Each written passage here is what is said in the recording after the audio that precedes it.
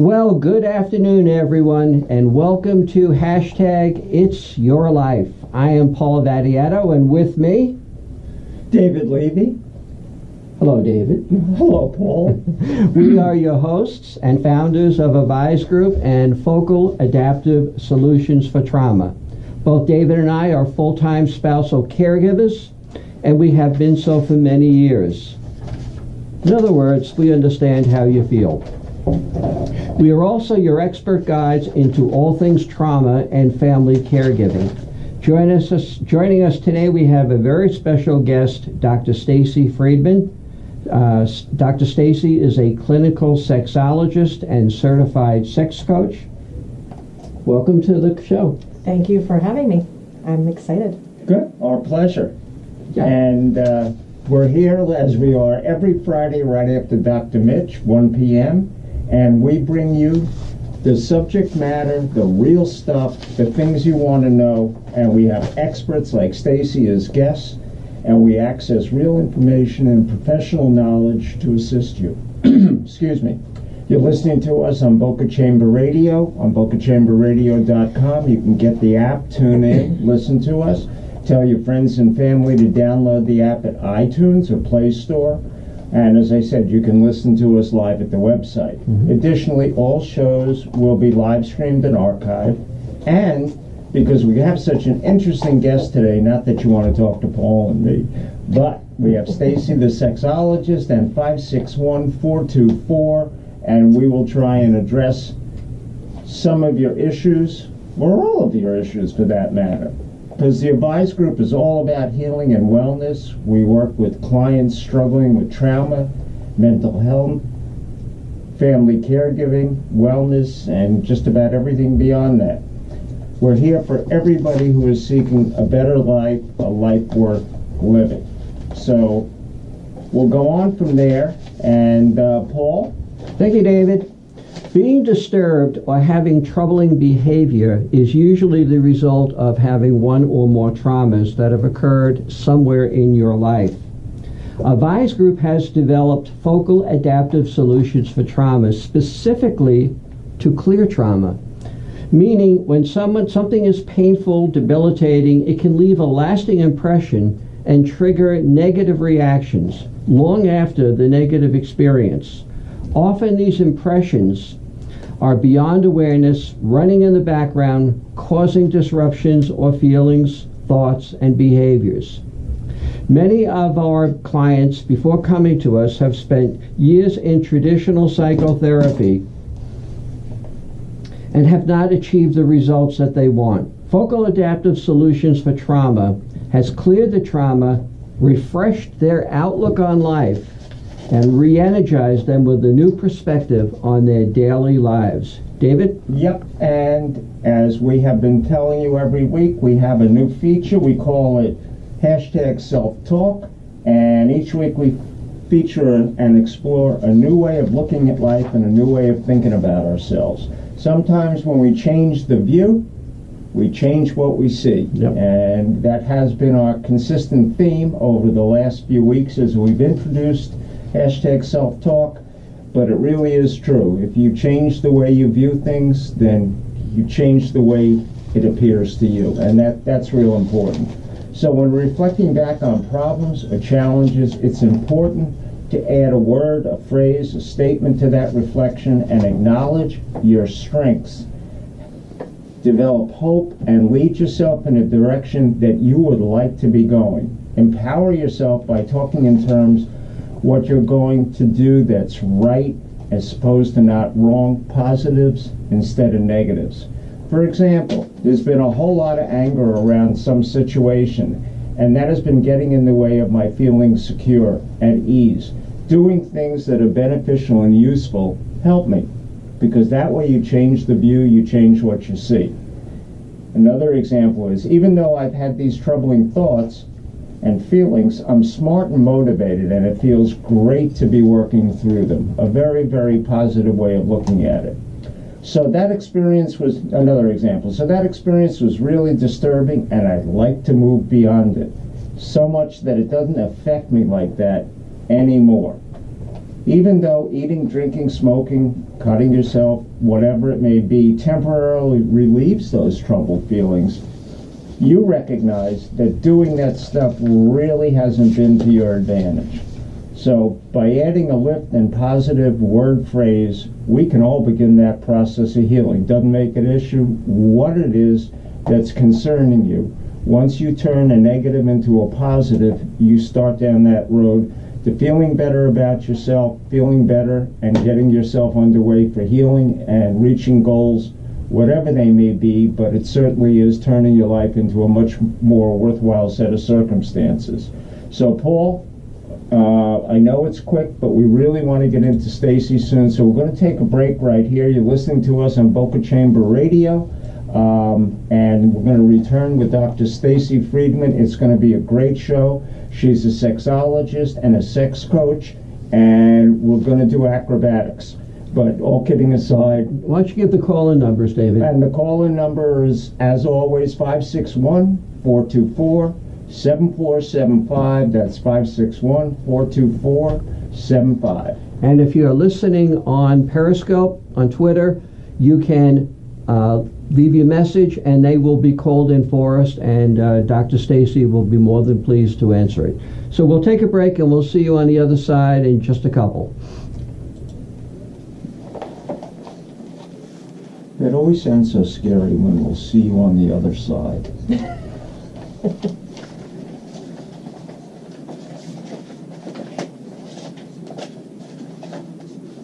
You notice when he sets up the camera, who gets the big egg. Forget that his co-host is the little guy in the corner.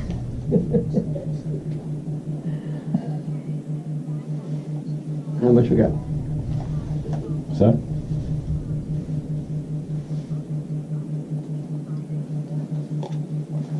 Let me know when.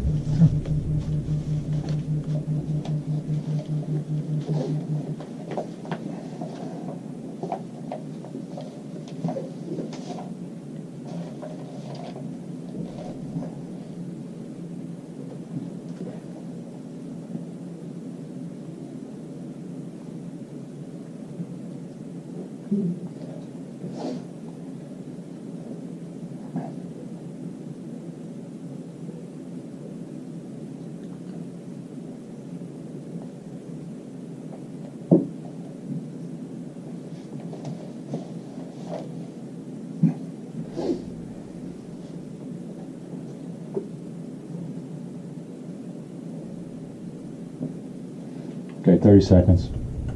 Okay.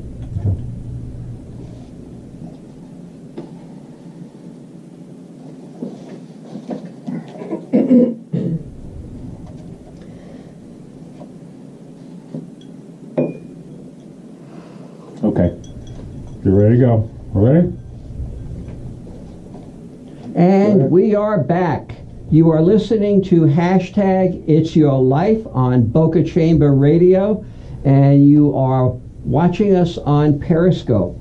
This is Paul Vattiato along with my co-host, David Levy. David. We're speaking today about sexuality.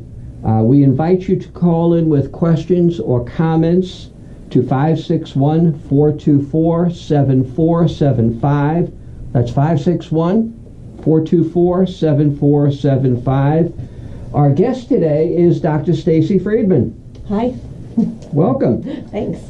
Dr. Stacy specializes in helping couples with mixed-matched sex drives, lack of intimacy, sexual dysfunction, painful sex, low libido, and other challenges.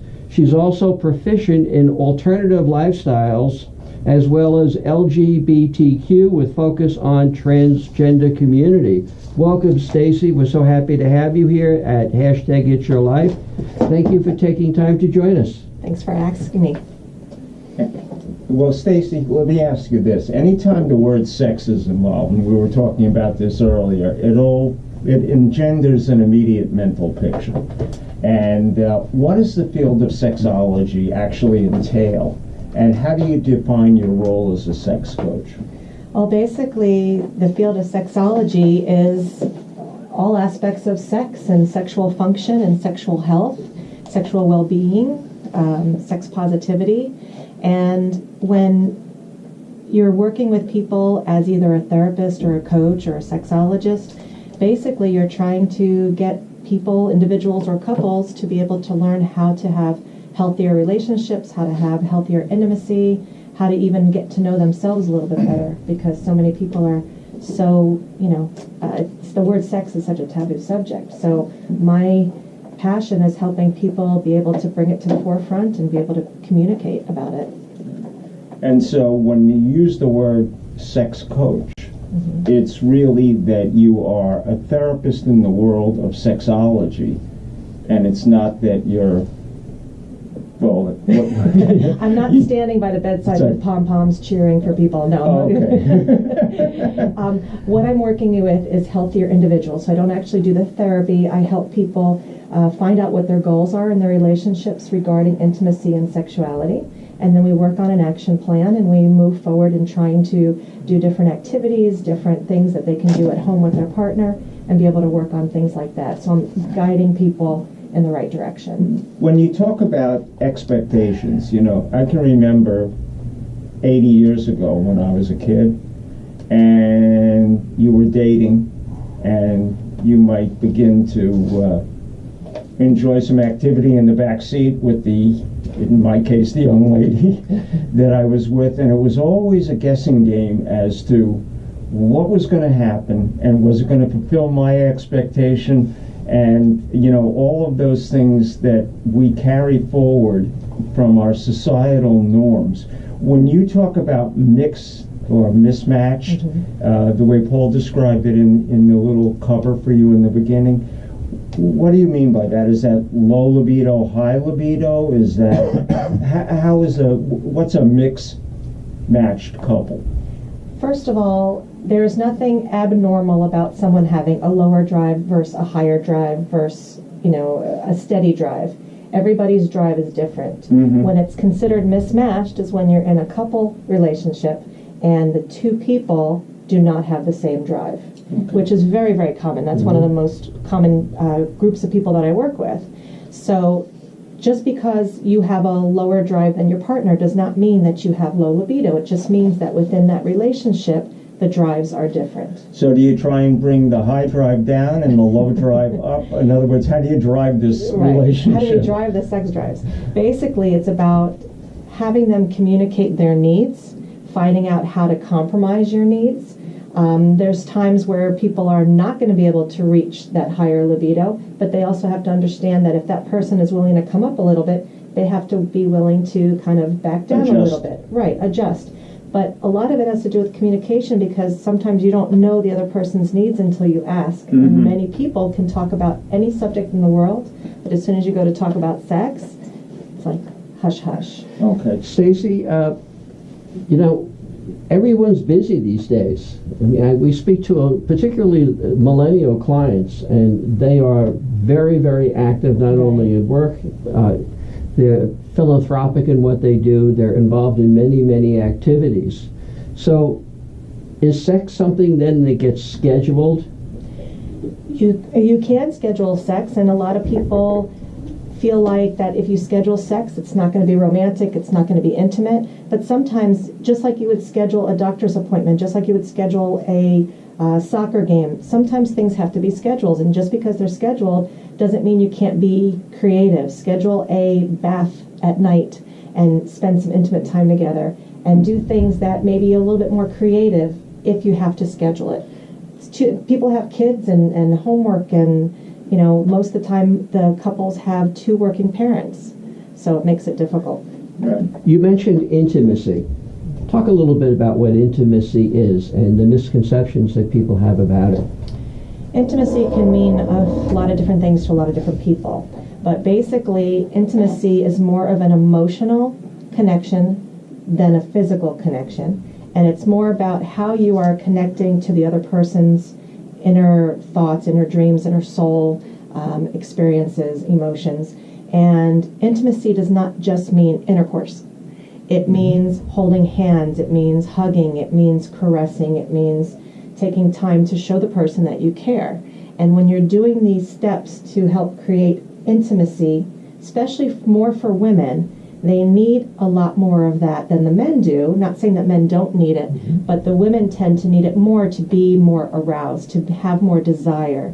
And so when people think intimacy, they think, oh, well, I'm intimate, we have sex, I hold her hand. It's not about that. It's about trying to get into the mind rather than just into the pants. So, That well was very, said. very Well said. Right. Because the mind will get you in the pants. So the intimacy is followed by the foreplay, and then wherever it might go from there. Correct. But foreplay without the intimacy is going to be lacking, at least for one, if not both of the partners. Yeah, most likely, because you're going to start doing foreplay, and if you're not really in it, or you're, haven't been mentally prepared through the day, you can't just expect to wake up, say goodbye to your partner, come home, and then all of a sudden your partner starts putting their arms around you and wanting to get, Intimate. busy and intimate, and you're just kind of like, okay, well, you didn't tell me you loved me all day. You didn't tell me how beautiful I am. You didn't tell, You didn't bring roses right. home. And it's not even about the roses. Some people don't care about the roses, but still, it's just about, sending a little text saying, I can't wait to see you tonight.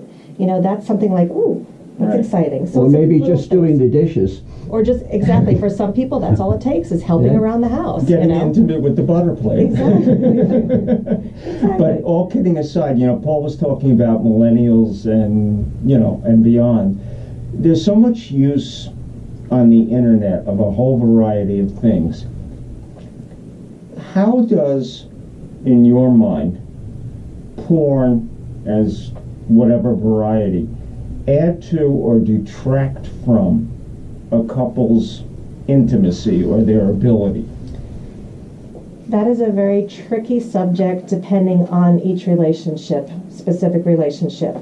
If you are using it in a way that is healthy, being that both partners are aware or are okay with it or have discussed it, there is nothing wrong with watching porn. Most people enjoy it. And if it's done behind someone's back or kind of in a deceptive way, that's sometimes when things can go wrong. But also people have a lot of different religious values and moral values where they just think it's completely wrong and don't take the time to listen to why are they watching the porn? What is it about it that's attractive? Maybe there's a something that is exciting to them that they're not getting from their partner that, they don't want to push it on their partner, but they can watch it. It's a fantasy. People are allowed to have fantasies. Sure. So it just depends on how you connect with your partner about porn. Right. But you don't want it to take place of, obviously, your relationship. Sure. How'd you get in the field? I just love talking about sex, basically. But basically, it actually started when I was younger in high school.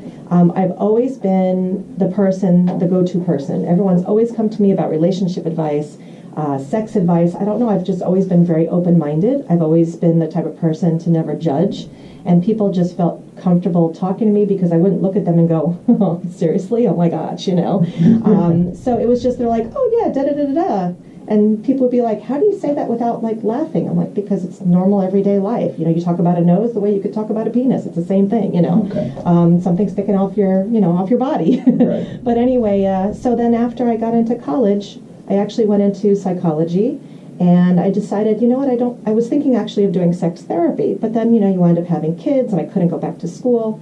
And then after having kids, I wound up going to doing the adult romance parties.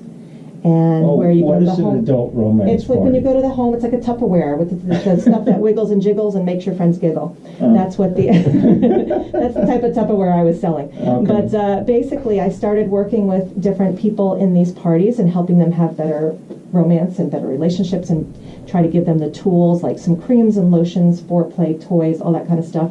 And it just hit, and everyone's like, you know what, you got to do this, you got to do this. So I wound up going to school for my master's in sexology and then went to get my doctorate in human sexuality. And I'm in my private practice, and I just love being able to talk about it without people looking at me weird, Right. And helping people and just helping other people. I've always been in the field of either medicine or the psychology of the mind and the body. Just rewinding a little bit, Stacy, when you're speaking to clients today versus when you really began earlier on, are they better informed about the mechanics and the parts and how things are supposed to work? No. Folks, you can't see that, but Stacy's I'm shaking my her head no. no. I'm shaking my head no. It's actually sad that, we don't have the proper education. The education that people are being taught in school is about abstinence. It's not about truly what you need to be happy. It's not about trying to teach people to learn their body, because if you don't know your body, how do you expect your partner to know their body? I mean, I hear so many times people say, oh, well, he's not helping me with having an orgasm. I mean, he's not giving me an orgasm. Well, it's not about him giving it to you. It's about you knowing your body and being able to talk to him. There's people now I talk to that don't know where their clitoris is. And so these are people that are 40 and 50 years old. I have a company that helps you find it. Well, let me know. I might need some of that help. But that's the thing, is that I think that the sex education is not out there the way it needs to be.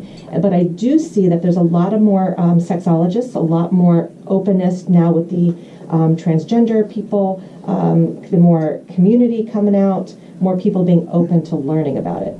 Let's talk about that a little bit, Stacy. There's much more openness about speaking about LGBTQ, right, and identifying how you see yourself sexually. A lot of confusion. There's a lot of emotion that is attached to it. A lot. What are you seeing when people are coming to you and they're saying things don't seem quite right with me? Well, whether it's somebody that's trying to question their sexual orientation or whether it's someone that's questioning their gender, basically what I want to do as a sexologist and a sex coach is let people know, not even my clients, but people all over, that there's nothing wrong with trying to be your true, authentic self. And my goal is to help people figure out who they truly are inside and feel safe to be who they are inside, because we live our lives in a continuum as far as sexuality and gender. It's not just, it's fluid. It can be all different things, and a lot of people can't understand that. But if people took the time to either learn or meet people like that, to understand, they don't have to agree with it, but at least understand that it doesn't have to be black and white, I think that that's going to be very helpful for everybody that is now exploring their stuff.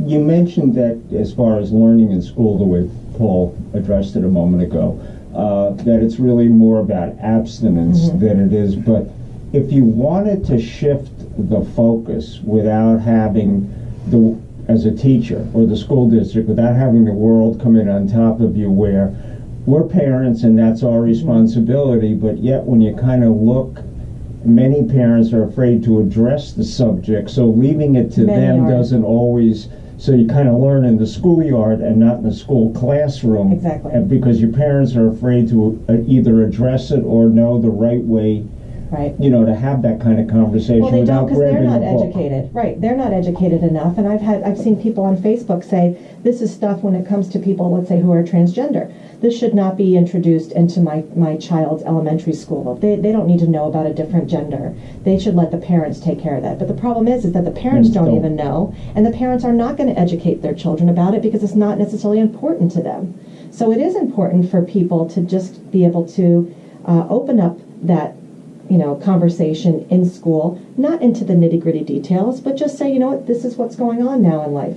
Right. You're listening to us on Boca Chamber Radio, #It's Your Life. And Stacy's just a fascinating guest. So if you do have a question, 561-424-7475, just pick up that phone. Don't be afraid to ask a question. What we're really hearing here is that while the subject of sex is everywhere, people's understanding, their approach to it, how they interpret things are very, very different from what we might expect it to be or surmise it to be. And this is a very enlightening conversation, and one that probably more people should be able to listen to and address, because you've kind of taken the titillation out of it, as it were. And you're talking about this is education. This is an understanding of each other, of your body, of what it is that other people's needs, wants, and circumstances are, and that the ability to address that improves everybody's relationship, and that it's not just what somebody else tells you that it ought to be. Right, and there's a lot of guilt and shame between what people have grown up to learn with religion, with their parents, and it's very hard for them at this point to get past it. I see a lot of people that come in with religious concerns that, well, I grew up thinking that it's not right to do this, and I have to stay in this one position, and to be sexually active or to feel sexually confident is not something that, in many cases, a woman is supposed to be. And then you have someone who might be a little bit more sexually adventurous, and they're considered a slut. You know, it's very interesting because in the last couple of days that subject has come up within the federal government about, you know, the whole contraception program and teaching kids, and now they have gone back to suggesting that the only thing that you should do is the rhythm method, and the rhythm method is kind of what created the world's population. It's called creation. Right. You know, Right. I'm in the groove, so I got the rhythm, you know, so... David, we're going to need to take a break. Okay. We'll take a break for a few seconds, and then we'll see you on the other side, and we'll continue our discussion with Dr. Stacy Friedman. You're listening to us on Boca Chamber Radio. The fun doesn't stop here. Make sure you're following us on Instagram at Avise Group and Twitter at Avise Group LLC, because hashtag it's your life.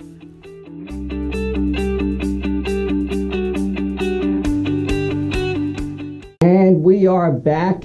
Welcome back to hashtag it's your life. Paul Daddiato with David Levy. And we have in studio with us today our special guest, Dr. Stacy Friedman. Dr. Stacy is a licensed clinical sexologist and a certified sex coach, and we're talking all things sexual today. Stacy, you wrote a very interesting paper all not that long ago on the 8 myths regarding sex. I did. And would you like me to talk about it? I would love you to tell us about it.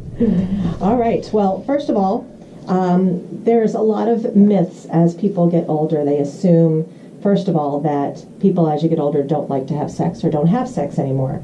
And that is one of the myths that is completely not true.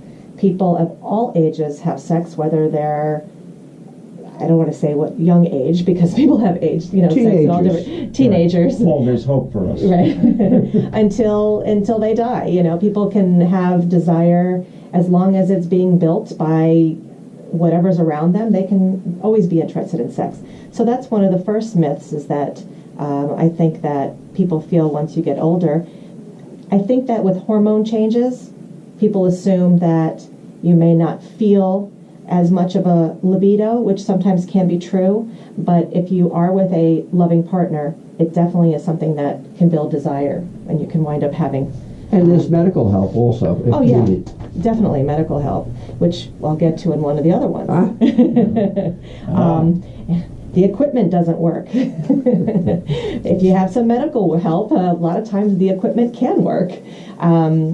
Basically, they feel that, you know, once you start getting, especially the males, you start getting into the 50s, 60s, sometimes there's concern about erectile issues, and medication can definitely help that. But also, partners can help their husbands take the time, be able to talk to them, be able to not feel that pressure of performance anxiety, because a lot of times it can be in the mind. If the man is feeling a little bit stressed because they're like getting older and their erection's not strong enough, and the woman is like, oh God, you know, I can't believe this is happening again, it's going to start performance anxiety, and so that in turn will keep the erections from coming. So if you have a loving partner that's able to say, don't worry about it, let's just take our time, you know, then maybe things will be working a little bit better. If not, then you go and you know, get some extra help from the medical Right. world. And the intimacy isn't, as you said earlier, isn't always sexual intercourse. Exactly. It's not all performance-based, and I think that's one of the problems, is that people are so focused on performance-based intimacy and not focusing on the fun. I mean, sex is supposed to be fun, and so if you have a partner that's willing to have fun and try different things and enjoy it, the equipment will work. Okay. Another one of the myths is that as you get older, you don't have to worry about STIs, which are sexually transmitted infections. You feel a lot of people have been in relationships for so many years where maybe the STIs weren't as prevalent when they were younger, but now people are getting divorced much more often. So you're going to have a lot more activity around. I'll tell you that for the longest time, being in the field of gerontology and dealing with the aging, you wouldn't think that major retirement communities have STD issues, sexually transmitted disease, but it's very interesting to see that one or two individuals will go out and contract an STD and then come back, and it's their job to service the floor, as it were, and all of a sudden you have a whole building full of STDs. So which could be life-threatening. It can be life-threatening. And, we kid about it here, but it's even an issue in nursing homes, because there are folks in nursing homes, I was attending a conference not very long ago, and Paul, because some we've attended in the past, and many times you'll find that therapists will suggest that facilities ought to have a booty room, where... Why not? Everyone deserves to be you're intimate. exactly right. Why not? And it's the kids that say, what? My 88-year-old mother is supposed to have sex? Well, why not? If she hadn't, you wouldn't be here. They just did a Saturday Night Live episode on that with the retirement community, where she was sitting there and being like, yes, I serviced the whole floor. Right. It was just last week. Yep. So, but that's true. I mean, everyone deserves to do it, but as you get older, you still, even though you've been in a relationship for so many years and you might be clean, there's other people out there that may not have been, and so you have to make sure to protect yourself. So that is very important. Another one of the myths is that women do not desire sex. Most women that I speak to that have a healthy relationship, they desire sex. Women desire it usually just as much as men, but they need a little bit more stimulation sometimes mentally, and especially as you get older. Yes, their hormones change, you go through the menopause, but it's not necessarily about like I was saying before, it's more about building the desire. And usually by that age, women know what they want. They're not afraid to speak what they want, whereas sometimes as you're younger, you're a little bit more hesitant to open your mouth and express what your needs are.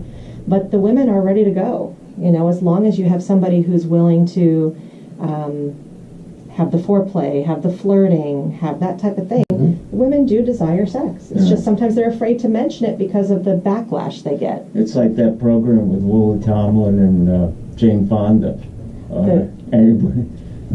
And they were designing dildos for women over the age of 55, and it was a very big niche market, no pun intended. Well, you see a lot, again, if you on social media, many women speak much more freely about not only sex, but what their desires are, and hate to say it, how many men are not understanding those desires and are disappointing. Right. Well, that's why the woman needs to learn their body, needs to know what makes them happy, what pleases them, and be able to have that foreplay. If that you give that woman as they get older, if they're not able to lubricate as much on their own, they need to be able to be comfortable using lubrication. It doesn't mean that the person's not skilled, it just means that the body's changing. What you're saying, I mean, just to rewind a little bit, you're talking about masturbation so that they understand what parts of their body does what and what feels good, better, and best. Right. Well, because what you enjoyed 30 years earlier, it might be completely different than what you enjoy 30 years later. Your body changes, your sensitivities change, your needs change. And your mental attitude towards it shifts. Exactly. I mean, it could change in a week, so it's important to be able to do that. Another myth is an aging body is not sexy or attractive. Sex is not all about how you look. Sometimes you'll see people that are two totally mismatched looking people. One might be 500 pounds, one might be 80 pounds, or someone might be all filled with tattoos, and someone might be, not, whatever. And so you have these people that are attracted to others, and you look at them, you're like, why are they, how could they, So it's not all about how you look, and many times it's about your sex appeal, your sexual confidence. You can have confidence and be open-minded, and you'll be able to be in a relationship with whoever you want. Stacy, I see a lot and I hear a lot of people who bad speak of themselves, who don't think of themselves as being attractive, as sexy, low self-esteem, and usually there's a trauma somewhere down in the past that caused that, but being attractive is not necessarily all about how you look. Exactly. Or dealing with somebody else's external standard of beauty. It's not who's in Vogue magazine. It's what you're looking for and who attracts you because they're funny, they're intelligent. Sense of humor is one of the most attractive things Right. for many people. And so you got to learn a few things, Paul. So, on that light, what is the average number of times? What is the average penis size that people have expectations about? That I get a lot. I get a lot of people asking me, am I normal in size? Or Yes. how do I get larger? And they don't know. They see porn. And porn, those people are not necessarily the norm. That's why they're in porn. Right. So, I mean, it depends. A lot of different cultures have different average sizes, but the typical American male can run anywhere. Run anywhere from, let's say, 5 to 6 inches as far as length. But a lot of people are thinking that it's all about the length, but it's about the girth too. It's about your connection. It's about how you move. It's about how your partner touches you. So you could have someone that's way too big and don't have that connection. It's not going to feel as good as someone who's smaller and knows how to touch you. So, And what the about self-esteem. frequency? Frequency changes as well with all different people. What we consider a low or no sex sex couple is people who have had sex 6 times or less in a year. That is considered a no sex couple. Okay. And that is something that if you don't get help with a professional to help increase, if it's something that's bothering the couple, because some people are fine with it. If both people are fine with it, then it works, great. But when it starts getting to that point where someone's getting frustrated, if it's 6 months or less, 6 times or less, then you need to try to... Okay. For those of you who are listening and you have a question, I invite you to call in to 561-424-7475. And if you have a question on Periscope, put it down and it will be responded to. Stacy, give us another myth. Another myth I have here is that you are responsible for your partner's orgasm. I think that that is very important to understand. I hear all the time that people say, well, he doesn't give me an orgasm. But it's not your partner's responsibility to give you that orgasm. It's your responsibility to know your body and be able to guide your partner to help you. I mean, you go to, people can't talk about sex, but you can go to the store and order what you want, and you could say with pickles, without pickles, I like this, I like the ketchup, but you can't do it with sex. People are afraid to say, I need you to do it this way, I need you to do it that way. So if you don't know how to have an orgasm yourself, it's going to be very difficult for your partner to understand your body as well. So you have to kind of almost order what you want. Or teach what you want. Or teach what you want, exactly. Yeah. Not order. I don't mean, like do this or do that. But sometimes it's just about saying, oh, honey, yeah, right there. Oh, right there on the right-hand side. That feels really good. Without saying something negative like, oh, my God, what are you doing down there? You're doing it all wrong. Instead of doing that, just guide them to a different place. And then they'll be like, oh, that spot's really good. Because some people don't know how to talk to their partners about sex and how to open up the conversation to be able to have better sex. Is the conversation best had in the bedroom or outside the bedroom? Definitely outside the bedroom. Talk about that. When people have conversations inside the bedroom, it's kind of like that's your sacred place, and you don't want to kind of have discussions that could be turning negative or could be upsetting for somebody misinterpreted. in that area. So what you want to do is, let's say you're sitting there, and you could even bring up something. I saw this article the other day about women orgasming from their on their back or whatever it is. I'm just thinking of an article, and I thought that would be really cool if maybe we could try that position once, where you might say in your head, I already know that I like that position, but that's a good way to tell your partner to try something new. It's just about speaking little things at a time when you're out of the bedroom. Yeah, with movies such as 50 Shades of Grey and all of the sequels thereafter, it seems that people are becoming much, much more aware of what has been a traditional sex position or a traditional way of making love. Well, people look at it as, oh wow, I like doing that too. Maybe I'm not as weird. Maybe I'm normal. That's the thing, is that people are used to just a vanilla relationship, and if they're doing things outside of that vanilla relationship, sometimes they feel bad about it. They feel that they're doing something wrong, or they should be ashamed of it. But it's kind of nice to be able to normalize things like that. Not everybody wants to just have a typical relationship. Some people want open relationships. Some people want, a kinky relationship. Some people have fantasies they want to put out. So it's all good. It really boils down to there's nothing wrong if the both of you enjoy it. Absolutely not. As long as and that's probably the guiding mantra, right. is, whatever the two of you like, even if you don't, I don't mean it this way, but you don't open up your mouth and say right. something, then shame on you, because right. it's there to be had. If you only break out of certain stereotypes, like this isn't something we talk about, or this isn't, normal, or a conversation, or if I saw this, I'm going to get questioned, well, where'd you see it? Right. And that's the thing, is a lot of people are afraid to bring something up to their partner because they're afraid of how their partner's going to react. So the best thing to do is just say, you know what, I've had so much fun making love with you and having sex. Maybe we should try something different. I saw something here. Maybe that would be fun. What? I saw you. Where'd you see it? No, I saw an article in a magazine. But that's the thing, is that that's a simple way to start a conversation, to find out, I was just wondering, what else can we do? Because most people be like, ooh, they really want to try something new. So what's the correlation between same old sex and the proclivity to search out another partner outside of the relationship? Outside of the relationship. Well, a lot of it's lack of communication. A lot of it is,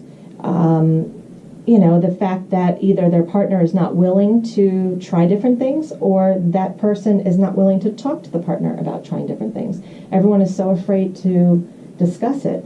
And I think that everyone goes out of their marriage for a different reason. Or out of their relationship. Or out of their relationship. Doesn't have to be a marriage.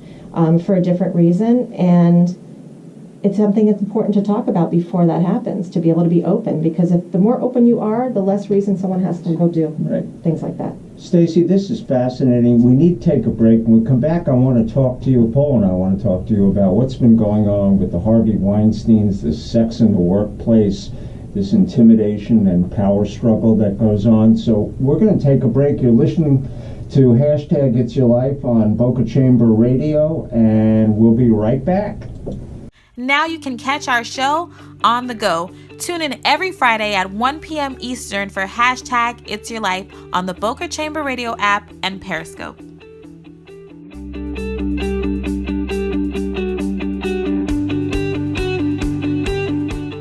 And we are back. Hashtag It's Your Life. David and Paul with our special guest, Dr. Stacy Friedman, who is a licensed clinical sexologist and certified sex coach. David, you started earlier talking about what's going on with what we're seeing Weinstein. in the public every day. Yeah. Stacy, Harvey Weinstein is not the only person. It's just that it's become so in the public, and now that women have decided Me Too, it's becoming more of a subject, excuse me, that can be discussed. But as opposed to, and don't misunderstand me, being raped, being abused in the workplace, verbally, or let's just say in a non-physical way, seems to be something that constantly comes up as a subject. Do you hear any of that? Do you deal with, what I would call sexual intimidation, even though I'm sure it can happen in marriages and relationships? What's your take on what we're hearing out there now? Not so much about the subject, but why all of a sudden, in your mind as a professional, has this risen to the surface and garnered so much attention, where 30, 40, 300 women are stepping forward, where before, there were none? Well, I think a lot of it is a power struggle, because they don't want to come out and say something and be the only one, and then having someone who's very powerful out there come back and be like, oh, what is she talking about? she just wanted to get this or get that, Mm-hmm. And when you do have someone that's strong enough to come out, then people feel like, you know what? She did it, I can do it too. Right, and a lot of people, women are taught to be quiet, and women are taught to be kind and not to be talk back to people and things like that. I mean, I personally see it on a daily basis in my field, where it's on LinkedIn all the time. I get messages all the time with harassment and You mean to things you personally? To me personally, because I have the word sexologist in my title. Okay. And so even when I was more in the medical field working in hospitals, there was a lot of people that were doctors or radiologists that I worked with that had power trips. And people were afraid to say anything because they didn't want to get in trouble. They didn't want to get fired. And then when you start talking to some of the other people that are around you, you start realizing, you know what, he did that to me or she did that to me, because men could be harassed just as much as women. So it's not just a woman's issue. It's more so sometimes. But there's a lot of things that happen to the men as well. And it's definitely something that needs to be talked about, because it's probably happened to almost everybody around some way or some other, some way or something. Well, it seems to me that you hear that there probably are very, very few women that have not had some inappropriate or unasked for scenario involving a sexual set of circumstances, even if it didn't culminate in something physical. Correct. I honestly don't know one that hasn't. Okay. I think that's a very fair statement. It's surprising that you talk about LinkedIn, which is typically thought of as a business-to-business social media platform. Twitter, Facebook, okay, I can understand something like that happening, but when you're out there as a professional and there are other professionals that are on LinkedIn, be more specific. What are they saying to you, and how do you respond to it? I mean, I thought out of all places to be least likely would be LinkedIn. Yeah. But I wound up asking some of my friends, am I the only one? And I think it's mainly because of my career. And as soon as people know that you're in the sexuality field, they feel it's like full ability to be able to say whatever they want to say and be able to treat you however they want to treat you. And it's like, I get these messages, hi baby, hi sexy, hi gorgeous, oh, if I went to you as a doctor with an erectile issue, I wouldn't have it anymore. Things like that, when I don't even know these people. They add me as a friend, and I add because people need help. I have found good people, just like you, Paul, on LinkedIn. But the rarity is people like you. The more I'm on LinkedIn every day, I'm telling you, every single day I get these messages about people that are trying to hook up or date me or learn more about me. And I just think it's because it's the word sex in your title. Right, and so they feel that, oh, well, she could talk about sex, I could harass her, or I could say things like that. Mm-hmm. You wouldn't go to a doctor's office and get checked out and go to the doctor and say, oh, hey, baby. They'd kick you out of the room.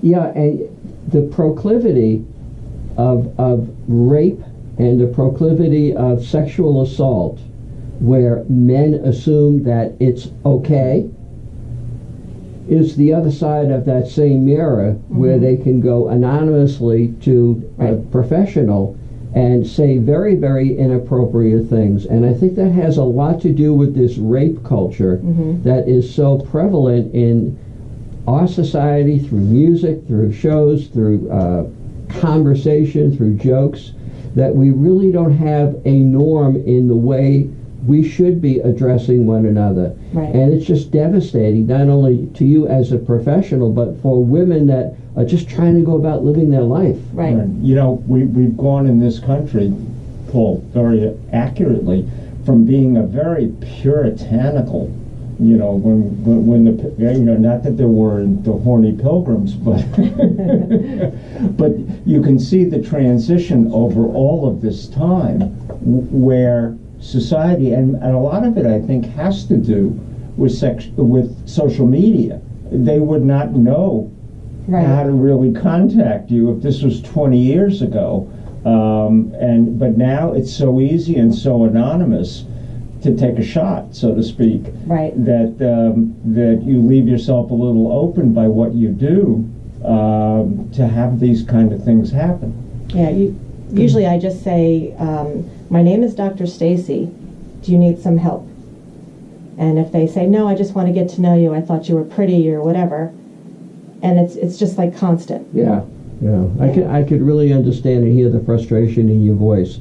So, Stacy, tell our audience if they need to get more information, if they're having difficulties that they could use you professionally, how do they get in touch with you? Do you have a website, telephone?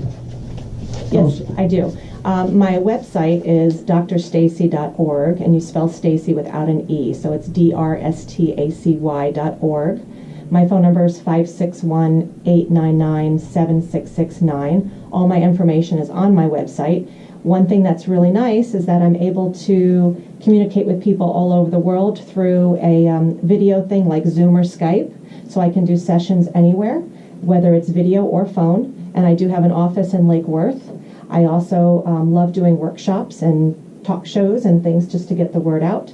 I have a lot of different articles. If you liked the different myths that I have, you can find all that on my website as well. And basically, that's where I have everything on there.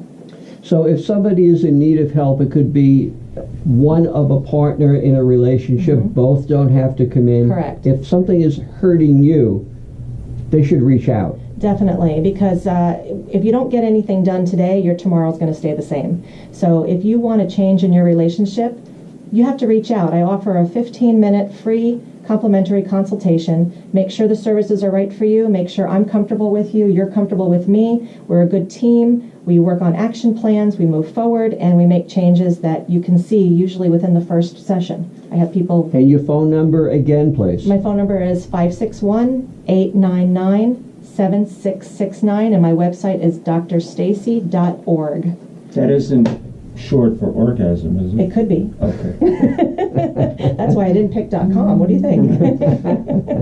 David, some last words for our listeners. Yeah, well, I think we've had a fascinating show today. We try and bring you experts in the field. Certainly, Stacy is an expert. We're not afraid to take on certain subjects and talk about stuff that might normally have been, hidden in the closet, so to speak, before. I want to thank you for your candor. I think that anybody who's dealing with issues like this would do very well to contact you. Thank you. As everybody knows, every week we bring you subject matter experts, but by the same token, our Fast 4 3-day intensive to deal with your trauma, whatever that trauma may be, is available and always ready. You can reach Paul directly. He will take your call personally and see, just as you just said, whether or not everything is a good fit and whether or not we need to come to you, whether you can come to us. We're located in sunny South Florida, so as the weather changes up north, that might be a worthwhile set of circumstances. And Paul can be reached at 561-313-1258. I'm going to repeat that, 561-313-1258. You ask for Paul, and you will get him. Take it from there. What? And you'll get him. That's absolutely right. This is David Levy. Next week we'll have, who's on next week? We have Leah Benson, who was on, maybe about a month ago, and speaking about anxiety. And she's going to talk about some of the work that she is doing in helping others with anxiety. Well, that's a great one to look forward to. In the meantime, I just want to tell everybody I'm starting a new support group at Graham Villa in Delray Beach. It's right off Atlantic Avenue. It'll be Wednesday from 10 to 12, and that's Grand Villa, just like it sounds, and it is it's a continuation of something I've been doing for 30 years, and if you're in need of a support group as a caregiver, I think you'll find it very, very helpful. If you want to speak to me, 561-482-0086. And Paul? Well, to everyone, thank you for listening in today. We'll be back next week at Boca Chamber Radio on Periscope. Hashtag It's Your Life. Make it a great week for everyone. Take care of yourself and be kind to people you encounter every day. You don't know what they're going through.